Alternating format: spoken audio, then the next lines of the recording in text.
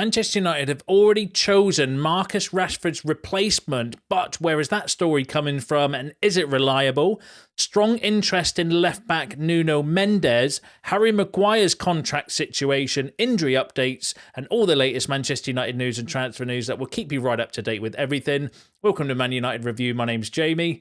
Before we get into it, please smash a like on the video and let's jump straight into it. So, firstly, just want to give a congratulations to Alejandro Garnacho, who won the Puskas Award for the goal of the year. An unbelievable goal as well. Like, I'll never get tired of seeing that on repeat. So congratulations. Fair play to Alejandro Garnacho. That was, an unbelievable goal by him. The overhead kick against Everton. Yeah. Worthy of the award, in my opinion. It would have taken some goal to beat that anyway. So congratulations to Alejandro Garnacho for that.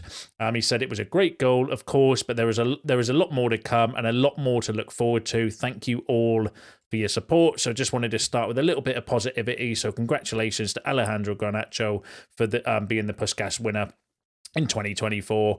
And I'll never get tired of talking about and watching that goal as well. It's been going around online and stuff as well. Unbelievable overhead kick and strike. Smash a like on the video if you agree. So I'm going to kick off with some transfer news. So Manchester United remains strongly interested in PSG left-back Nuno Mendes. PSG want to extend his contract beyond 2026, but it is currently not planned for him to sign soon, as there are many top suitors. Mendes and Ruben Amorim share the same agency, and United are aware of the player's situation. Now, that came from Florian Plettenberg, who has, been linking us with loads of players over the last couple of weeks, although he settled down a little bit over the weekend and didn't actually link us with any players over that time, which is strange at the moment for Florian Plettenberg. But he is, sometimes quite reliable when it comes to, I would say more so, though, for stories around Bayern Munich and in Germany.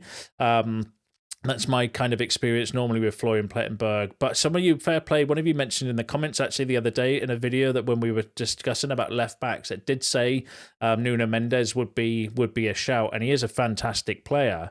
Very exciting left back, 22 years old, fits the bill of being young, up and coming, and all of that kind of stuff. Developmental, 15 appearances, 2 goals, 2 assists for PSG this season, valued at 55 million euros on transfer market, but whether you would get him for that price, that would remain to be seen. Interestingly, though, signed from Sporting and was on loan at Sporting as well. I think they signed him and loaned him back to Sporting when Ruben Amorim was there as well, so there's clear relationship there as well. Plus, obviously, Florian Plettenberg said that they share the same agency as well, so that's really kind of interesting. Whether we would have the sort of money to go out, like that would be a summer deal. I don't think we have that sort of money available in January, depending on sales, but who knows with what's going to be happening potentially with the Rashford situation developing the way that it is. There might be an opportunity to kind of do it, but I think PSG would be reluctant to sell him because he is a top quality player, and it seems a little bit like maybe agent talk or contract talks, because if they're on about trying to offer him a new contract and then all of a sudden he gets linked with United, I am very skeptical when it comes to those sort of stories, but very interesting option. But then, Romano also has been saying that we are looking for an important left back, and he would be, a very good candidate for that position. Plettenberg also went on to say, though, that Nuno Mendes and Theo Hernandez are currently the 2 expensive preferred left-back options for Manchester United if Alphonso Davies extends his contract with Bayern. If you remember last week, there was noise and stories around potentially Davies being in contract negotiations with Bayern Munich. They're trying to get a deal done before he can speak to clubs in the next couple of weeks when the transfer window opens. So we'll have to see how that kind of story develops. Theo Hernandez would be another fantastic choice at left back, but both, as I agree with Plettenberg there, they're both very expensive options. They will not be cheap kind of options. They'll be more expensive than the other names that we've been linked with anyway, like Kirkes seems to be amongst the favourites. Obviously, Alvaro Carreras heavily linked with that buyback option. Davis is signing on fee and wages will be quite expensive. Not as much as Nunes and Hernandez, though, to be fair. But really interesting option. Really a fantastic young player. I would definitely be, it'd definitely be a likey from me. Look at his kind of stats and data, top 97 percentile for passes, 98 for progressive passes, 92. for carries, 95 for take-ons, a very, very rounded kind of left back, and has that kind of young developmental in him, plus has a prior relationship with Amorim as well. So I would definitely be interested if that story is to be believed. I just kind of get the feeling it felt a little bit like a little bit agent talky, where they were kind of putting United's name out there, maybe to get a better deal from PSG. That's how it felt to me. But we'll keep an eye on it for you. If anything else develops, or if we get some more kind of stories regarding him, then I'll bring it to you. But let me know in the comments what you think about Nuno Mendes as a potential left back option. I know some of you like him because you've mentioned it in previous comments, but get involved. Let me know what you think down below. Now let's go through, obviously all the talk of the town is the Rashford situation, and you know, it just feels like it won't be a news show at the moment without us having to talk about it. So let's go through it. So Fabrizio Romano has said that Manchester United also believe it may be time to part ways with Marcus Rashford in 2025. No approach so far. The player's dream is to play in Spain. Now, Henry Winter, that broke the story or did the interview with Rashford, also said that Spain might be a likely destination. So whether he's, you know, been tapped up or whether he's got dreams of playing for, you know, Barca, Real, Atletico, do you know what I mean? Like a team in Spain, who knows? But you know, there are other reports saying that they don't have the funds available. You're gonna hear loads of stories around swap deals with Rashford now. It wouldn't surprise me if a story comes out soon linking us with Frankie de Jong and Marcus Rashford in a swap deal. There'll be people talking about swap with maybe Mendes at PSG. Swaps very rarely happen in football. It wouldn't be impossible though to kind of do. But you know, I'd be very dubious around those sort of stories if they were to come out. You know, if there's not already, I pretty much guarantee there'll be a Frankie de Jong, Marcus Rashford swap story coming out at some point in time in the next couple of weeks. But also, the Telegraph, who are a good source, saying the Saudi Pro League will offer Marcus Rashford a way out of Manchester United. Rashford would be of interest to El Ittihad, El Hilal, El Noussair, El Halil, and would also, and there was also talk of I can't pronounce that, wanting him. So interest from the Saudi Pro League, apparently. There were reports that I brought to you earlier from like less credible places, like TalkSport was saying that, you know, the Saudi Pro League would be of interest in Rashford, but they're not the most credible. But the Telegraph are a credible source when it comes to it. So potential interest in the Saudi Pro League in Rashford, but the question would be there, would he want to go? I mean, they could definitely afford him and pay his wages, so it just depends on whether he still thinks he's got a what he wants to do with the rest of his career. Do you know what I mean? Whether he wants to play in Europe, and if he does, because he's come out and effectively said that he wants to go in his interview, he's going to need to negotiate salaries and stuff. Do you know what I mean? You can't come out in an interview and say, yeah, I want a new challenge, and then demand like massive wages from the club. So so it's going to be interesting to see what actually does happen. Now, Amorim had his press conference today regarding it, and he was asked pretty much questions all about Rashford, nothing about the game, but I've got some injury updates and stuff which I'll run through with you in a second as well. But so when responding to the kind of question around Rashford, he said, Rashford, I'm ready for a new challenge. I think he's right. We have a new challenge ahead, a tough challenge. For me, it's the biggest challenge in football because we're in a tough situation. It's one of the biggest clubs in the world. So it's definitely a new challenge and the biggest. I hope all my players are ready for this challenge. So I loved it how kind of Amorim flipped that on his head, where he tried to make it not a story about Rashford and just kind of concentrating on the challenge element that he said in his comments. And he was a little bit kind of hush around it, where he didn't really give too much away, but he's not going to in a press conference. He's not going to say, yeah, we don't want him anymore and we've told him he can go, or he's told us he wants to go. That's never going to come out in a press conference from the manager. So I thought he handled it really, really well, like he does. He's a really good talker, and a really good there's really good press conferences, Ruben Amorim. And then he further went on to say, what I want is to get the best out of Marcus Rashford as a player. So I'm not talking about the future, I'm just talking about the present. I want the best out of each of them. I want to win and help the team be better. We are better with Marcus Rashford, that's simple, and we will try different things to push Marcus to reach the level he has shown in the past, that's all. And that's interesting because obviously he did say that around around when he was asked about why he was dropped and stuff at the weekend, where he's basically said, look, we want to try different things. So I think he's come in, and you can let me know in the comments whether you agree with this or not. He's come in and he's trying with every player. He's given every single player a chance, and he's trying to kind of get to know them, to see what works and motivating them, and trying to get them to play his sort of football and his style of play and stuff. And I just think he's tried a few things with Rashford. It hasn't worked. So now he's trying this kind of approach by saying, well, I'm just going to not play you then, and see if that ignites something within Rashford. Because if it does, we do have a good player on our hands. It's just whether Marcus wants it or not. Now, I think that's the kind of question. And going off of his comments, I'm not so sure that he does. But we'll have to see how the story develops. I'll bring you any updates. Let me know what you think in the comments. Now, in terms of possible replacements for Marcus Rashford, so this story came out from Fichajes, I think that's how it's pronounced, Spanish publication, who I would say take with a pinch of salt. So reports from Spanish publication Fichajes insist that Manchester United have already chosen Rashford's replacement, with the Red Devils targeting Atletico Bilbao's Williams.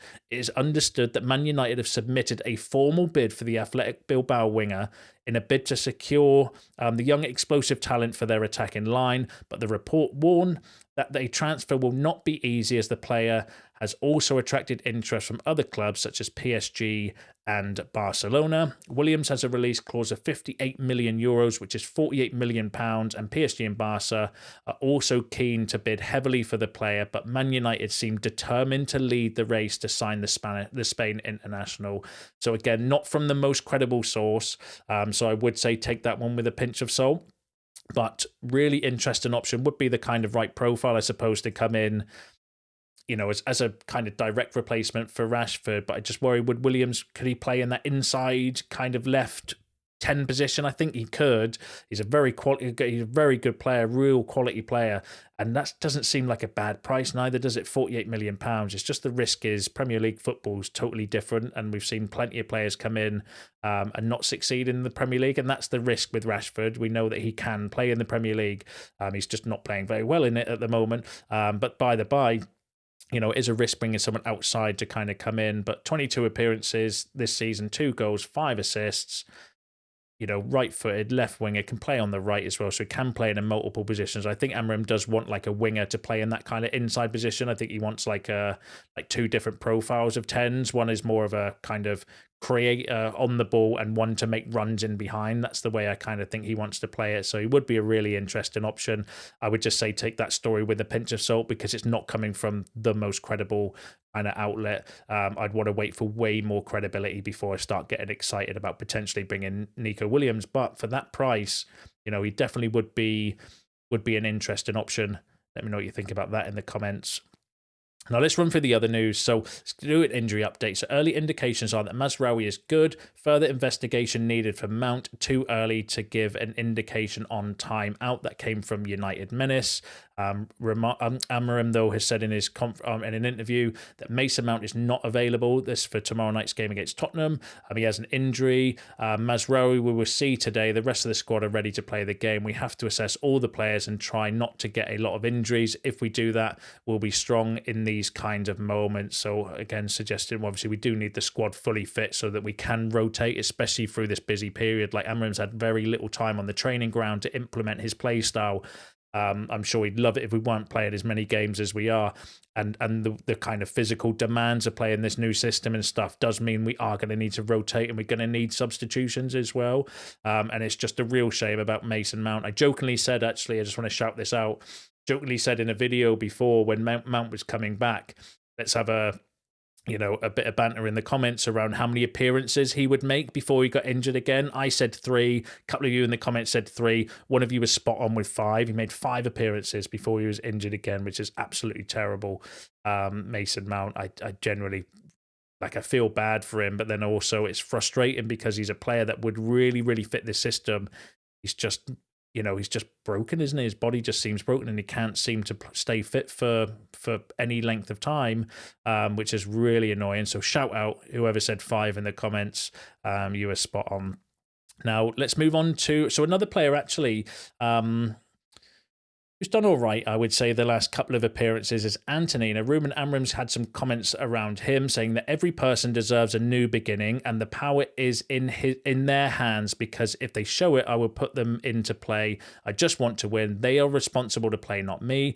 He did a great job improving in that position. He has to defend more, but he has the ability to do it, and he has to do it himself. So kind of Amorim bigging up a little bit around Anthony again, though he's not going to come out and say, look, he's absolutely shite. He's not part of my plans. I want to get rid of him at the earliest opportunity. That's not going to come out from Ruben Amorim's mouth. And as I've mentioned before, he is giving every single player a chance, and that includes Anthony. And who knows, maybe he is somebody that he could see in that kind of right inverted wing back position, even for rotation. Like, we're going to need we're going to need everybody between now and the end of the season, or especially over this period as well, until the transfer window opens, if we can get replacements in. So Anthony potentially could be given a lot more kind of opportunities off the bench.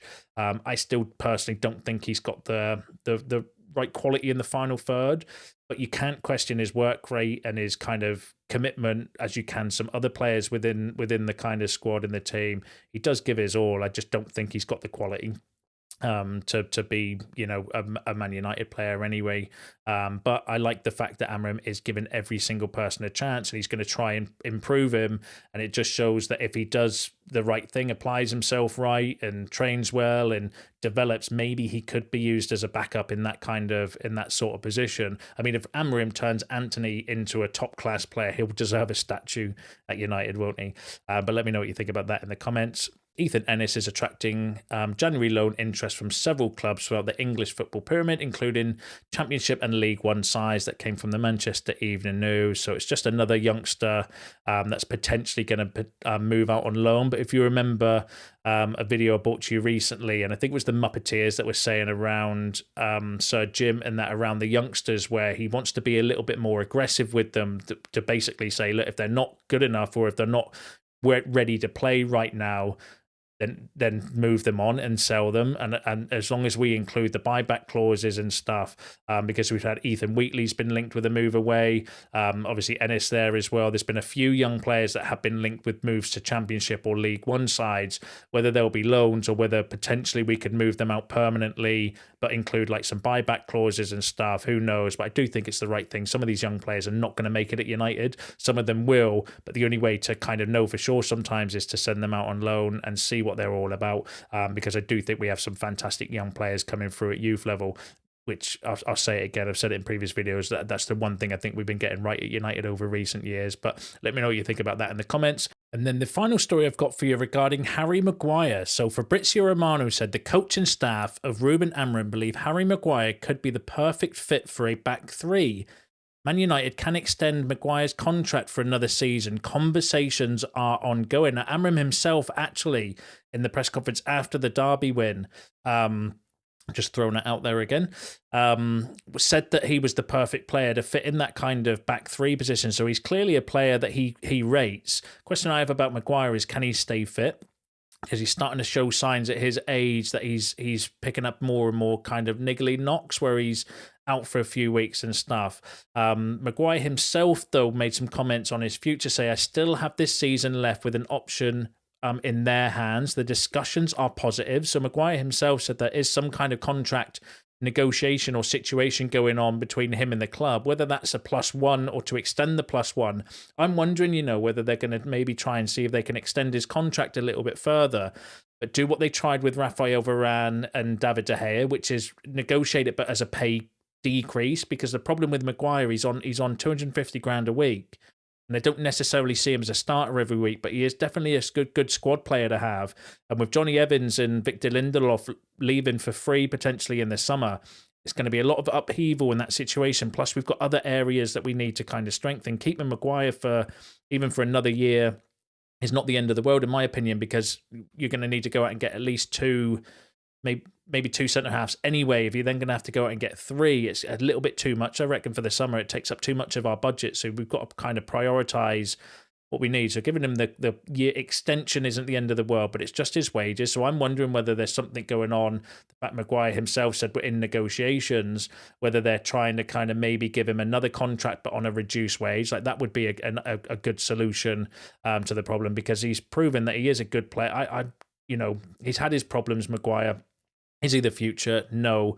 But when called upon, he is a very reliable defender, and I actually think that he does suit this back three kind of formation as well. So he's not the worst idea anyway. It's just the wages that doesn't sit right with me anymore. 250 grand a week for what effectively would be a rotation or a backup kind of centre half doesn't feel right to me. But if you can negotiate his contract and potentially on a reduced wage and then give him like another 1 or 2 year deal, I wouldn't necessarily be against that, although, and the reason behind that is just purely because I think we're going to need 1 or 2 centre halves anyway. So if you then need 3, it's just too much to do in one summer, and that leaves potentially ourselves short at that position. But let me know what you think about that in the comments. Let me know what you think about all the other topics discussed in today's video, because that's you all up to date with the latest Manchester United news and transfer news. Smash a like on the video on your way out. Subscribe to the channel if you are new. See you in the next one.